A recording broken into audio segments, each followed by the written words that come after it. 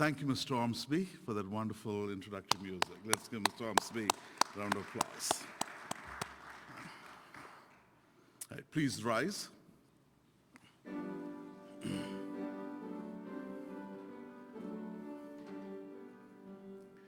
All people that on earth do dwell, sing to the Lord with cheerful voice.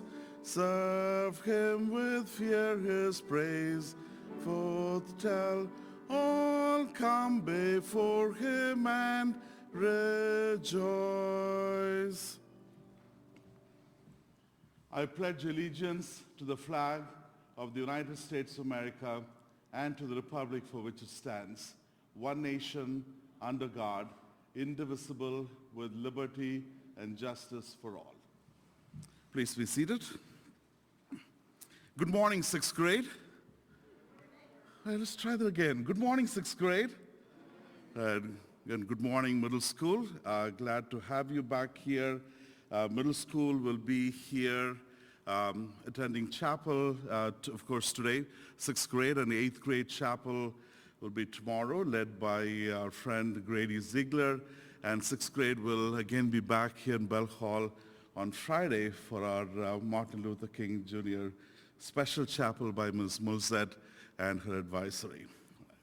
So I'll see you guys again on Friday. A few quick announcements. As you may have heard, today is the coldest day in 3 years. So our lunch temperature is going to be around 20 degrees. So we'll all be inside as usual. Recess can be outside, but make sure you're wearing your coats. Right? If you're not wearing your coats, you won't be able to participate in recess. So make sure you're wearing your coats because it's still going to be cold. This Friday is the last day of the first semester, and I know you're all in touch with your teachers, so make sure you're turning in all your work before Friday or by Friday. Any other announcements, teachers? Okay. Right. This morning, it is my privilege and joy to introduce our chapel speaker, Mrs. Walton. Ms. Walton has been here at Montgomery for 21 years. This is her 21st year at Montgomery, but this is going to be her first middle school chapel. So we are really excited about that. And Ms. Walton also taught elementary school before she came to Montgomery School for 10 years. And during her time at Montgomery School, she has worn many different hats. I think she came in as the reading teacher at Montgomery, and then she's been the director of the afternoons program and the enrichment program. This year she is also leading the yearbook effort, and this year she also has a different role, and she's been very helpful to me particularly, and I know Ms. Murata also appreciates her help. She's the assistant to both division heads, and she's really awesome at keeping us all organized. She's an amazing person. She is multi-talented. I think she would not hesitate to take on the title of the weather wizard, right? Wendy Walton, the weather wizard. I like to call her the Martha Stewart of Montgomery School. Now, if you guys don't know who Martha Stewart is, you can ask your teachers or your parents, because she is just amazing. You can give her a task, and she's so creative and pulling it all together, getting everyone involved, and she executes it so beautifully. Right? So she is such a gift to Montgomery School, and we are excited that she is delivering her first middle school chapel to sixth grade students today. So please join me in welcoming Ms. Walton to the stage.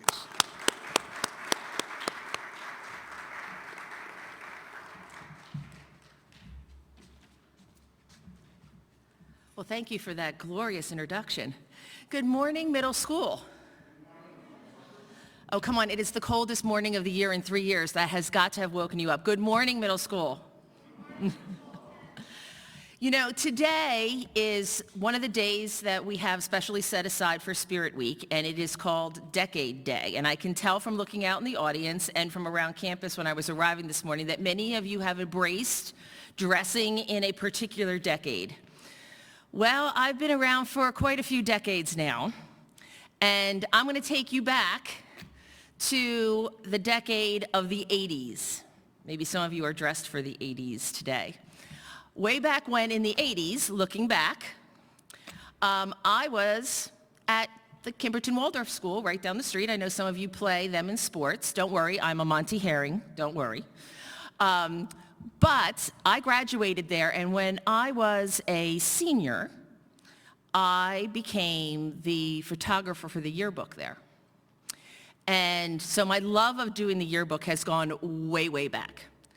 Well, again, I'm dating myself now, so brace yourselves when I tell you, there were no digital cameras, there were no phones with cameras, and when you took a picture, you had to focus it with the lens to get it right. And if you didn't focus it just right, all of your pictures were blurry. That was just the beginning. When you were done taking the picture and filling the role, you then had to go into a dark room. And they called it a dark room because you couldn't have any outside light besides a very small little orangey red bulb so you could see. And you had to use a whole bunch of chemicals, and you had to develop the strip of film, and then you had to take that film and you had to put it into what kind of looked like a microscope kind of contraption that then threw the image down on a piece of photographic paper.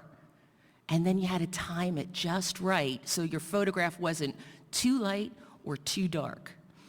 So it took a really long time to put together a yearbook in 1987. So this is my yearbook from 1987. And I had some help back then with a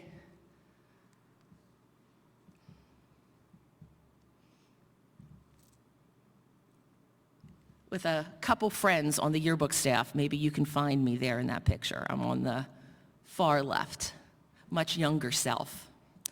And we got all of these pictures together that took so much time, and then we had to take them and we had to use a ruler and graph paper and put where they were going to be on a piece of paper and then paper clip them to that paper and send them away for somebody to turn them into a yearbook. So today we don't have to do that. Today everything is so much cooler. My yearbook was completely in black and white back then. Today, maybe you recognize this. This was last year's yearbook.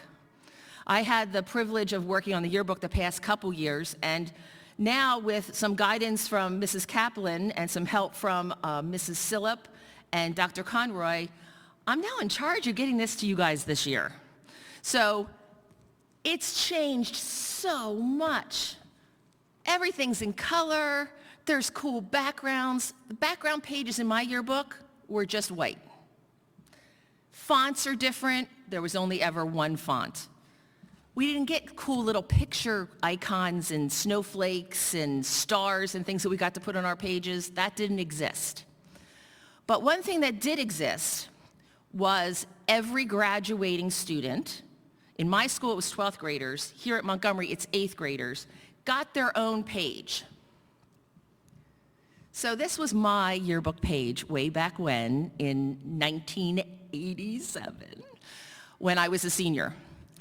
And when you get to be an 8th grader, you get to pick some pictures, maybe some music quotes, famous quotes from people, or poems, or an original something that you want to write or draw. And you get to express that and put that on your page. And that's kind of a lasting something. That's going to last for you in your book and in the book of all the other Montgomery students that have that book, and in our archives here at school. So you're going to have that page express who you are and who you want to be forever. So you can imagine kind of like some pressure there. Like, there's things I like, but this is going to be what I leave behind of myself. So I had to come up with Okay, pictures, they're easy. We all know pictures that we like of ourselves. So finding the pictures wasn't the hard part. The hard part for me was kind of thinking about what message about me did I want to leave as a lasting impression. So I actually thought about this a lot since I was like a freshman. So I was looking, and finally became a senior. I had found a poem that I thought was something that was going to be what some of you may have heard this phrase, timeless. Okay? Timeless means it's something that at the present time that you're reading it and using it, it's relevant. But then many, many years down the road, it's still going to be an important message. So the poem that I actually picked back in, again, 1987, was actually written in the 1930s. So I read that poem and I really identified with it. And it's kind of been a mantra of how I live my life. And so today, I'm going to share this poem with you. And I want you to really think about what this poem is telling you. My chapel today I called Looking Back, Looking Forward, and Looking in the Mirror. Because the poem I'm going to read to you today is called The Man in the Glass. And this poem is about looking in a mirror and liking what you see. So here is the poem that I chose for my yearbook page. It's called The Man in the Glass. When you get what you want in your struggle for self, and the world makes you king for a day, just go to the mirror and look at yourself and see what that man has to say. For it isn't your father or mother or wife whose judgment upon you must pass. The fellow whose verdict counts most in your life is the one staring back from the glass. Some people may think you're a straight-shooting chum and call you a wonderful guy. But the man in the glass says you're only a bum if you can't look him straight in the eye. He's the fellow to please, never mind the rest, for he's with you clear to the end. And you've passed your most dangerous, difficult test if the man in the glass is your friend. You may fool the whole world down the pathway of life and get pats on the back as you pass. But your final reward will be heartache and tears if you cheated the man in the glass. Now, whether it's a man or a woman in that glass, that's someone you have to face every day. And if you make a point to live your life knowing that when you look at yourself in the mirror, you can be friends with who you see, then you'll be successful every day of your life. So looking back to 1987, looking forward to 2022 and beyond, and looking in the mirror, may you all have a wonderful day and be friends with who you see in the mirror. Thank you very much.